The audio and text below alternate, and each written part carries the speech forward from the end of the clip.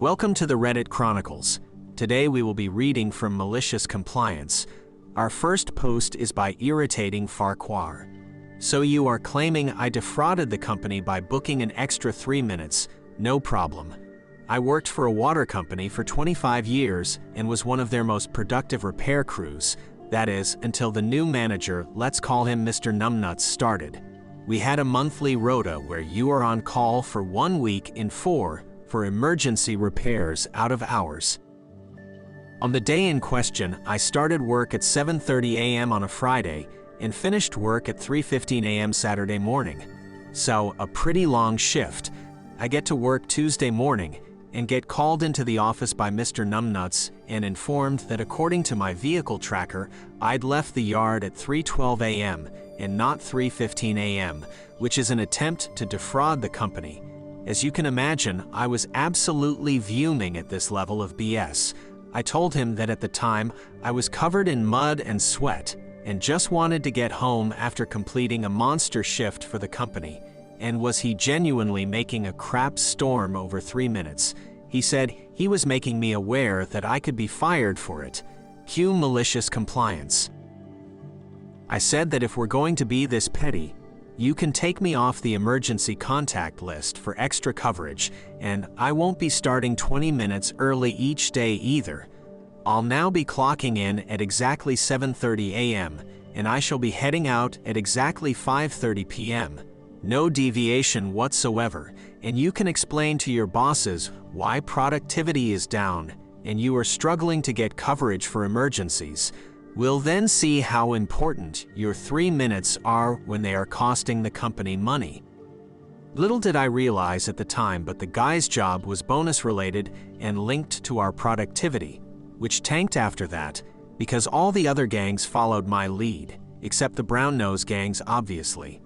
3 weeks go by with an absolute crap show in customer service complaints about their work not being carried out in a timely manner. My productivity dropped from 7 jobs per day down to 4. And Mr. Numbnuts gets called in by his bosses to try and explain what is going on. He tried to spin some BS story that I'd turned all the guys against him for no reason, and that this was the result. Little did he know that I'd actually trained his boss when he first started with the company 15 years before, and wanted to come out and find out what we do and experience how hard the job is. He surprised me by working a full month on the repair crews before going back to the office. Anyhow, the boss calls me in to find out what is really going on. So I explained how he'd used the tracker to monitor what time I'd left the yard, and that I'd guesstimated my finish time and overestimated by 3 minutes because I was absolutely knackered after working a shift from hell on call. Conclusion: manager was let go for misuse of the tracking system, as it's only supposed to be used for emergencies and not monitoring, and we had our on-call system reviewed to cut the hours we were having to work. Our next post is by Cryptodynamism. Clean it or get out of my house. Growing up, cleaning was always a major issue at home, especially with my mom. Nothing was ever done to her standards, and this led to a lot of fights. One summer day when I was a teenager, we had a cleaning day, during which my mom told me to clean the bathroom that my sister and I shared, top to bottom. It was my last chore and I cleaned it, but not thoroughly enough. I was asleep in bed that night when my mom burst in, already in a bad mood I guess, flipped on my lights and started yelling at me to clean the bathroom properly. That particular night, I was just too tired and too done with being screamed at, and said I'd do it tomorrow and to let me sleep.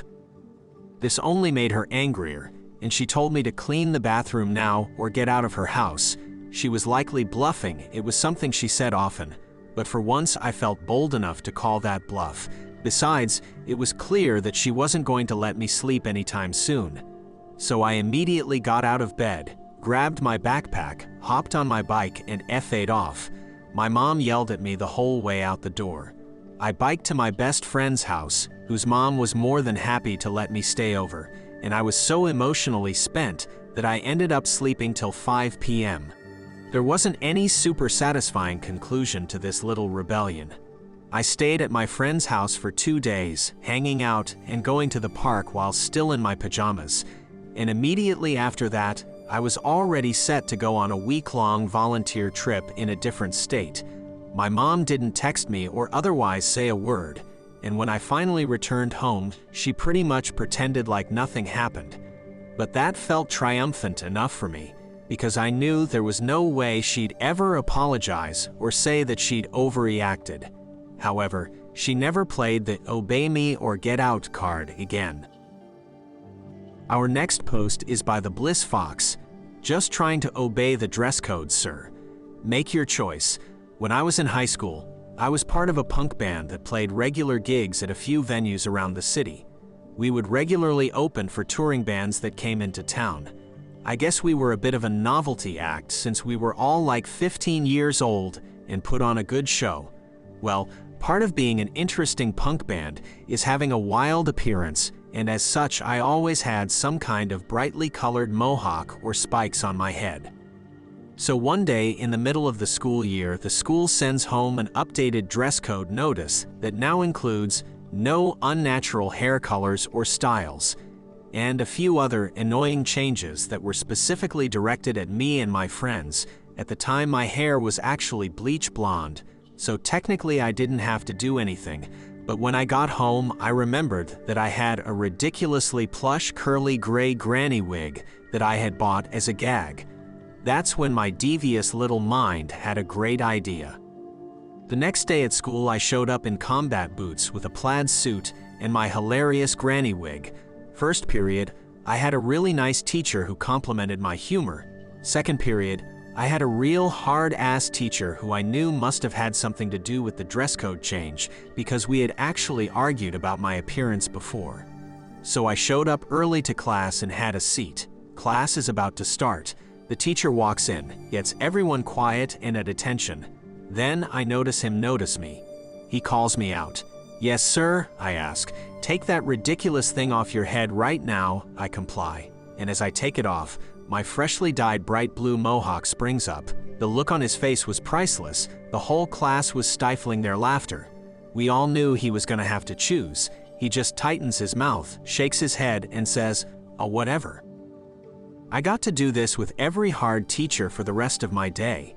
Forced them to make the choice between the devil and the deep blue sea. Inevitably, it seems I was able to make the rule unenforceable, and after a few weeks, other kids were showing up with unnatural hair as well. No one gave us much resistance after that. Our next post is by Bat Kevin. Deal with it or find a new job. Easier than you think, bub. As a young adult, I decided to move several hundred miles away on a whim without a new job lined up. Fortunately, the relatives I was living with knew a ton of people in the small town and were able to get me a job within a week at the local grocery store. I was to be a courtesy clerk, bagging groceries and stocking shelves. Immediately, I made friends with coworkers, and some of the customers weren't too bad either. However, management was a different deal. Like the HR manager who would waste a customer's time telling them recipes for the items they have and holding up the line.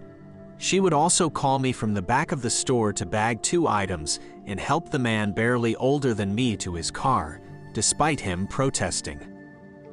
There was also John, the general manager. John would be nice in groups, but if he got you alone, his true colors would show.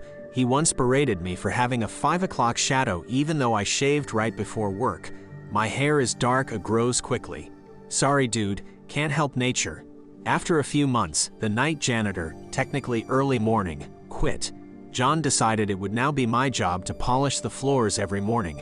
My previous job was at a movie theater, so working from 5 p.m. to 2 a.m. was normal. Mornings, not my jam. This would require me to be at work by 4 a.m., but I was told this would be for 1 to 2 months tops. I was even thrown a sweet 0.05-cent raise for my troubles. How could I decline? After a month, I asked John how the search for a replacement is going. He says probably 2 weeks and everything will be settled. After month 2, I ask again. John says the first person fell through and suggests that maybe I know someone who might be looking for a job. I assure him that is not the case. After the third month, I was completely over it. Again, I approached John and explained that I cannot keep doing this much longer. He replies, "Not my problem. Find someone else or a new job." This pissed me off, but I wasn't in the position to walk out right then. I figured I'd start applying anywhere I could. A couple of days later, possibly even the same day, my relative drags me with them to go look at new cars. While discussing prices and waiting for the sales manager to respond, my relative and the salesperson were just BSing, and I mentioned what John had told me about the job. The salesperson raised an eyebrow and walked away. Moments later, the sales manager approached and said they were looking for a detailer and asked if I was interested. It would be a regular schedule, no evenings, and higher than even my previous theater job as a manager. While my relative was signing financing paperwork, I was filling out a new hire packet. I was to begin work on Tuesday of the next week. When I got home, I packed a bag and began driving to my hometown to visit friends. I knew I wouldn't have to work for about a week because at midnight I called the grocery store and told them I would not be returning to work. If you have any questions, please ask John. Epilogue. A year or so after my departure, John was mysteriously no longer working at the store. Nobody knew why, as he had another 5 years before retirement. One day, I had to go to the bank to deposit a check, and John was the teller. It was so fun to watch him deposit my paycheck from my new employer.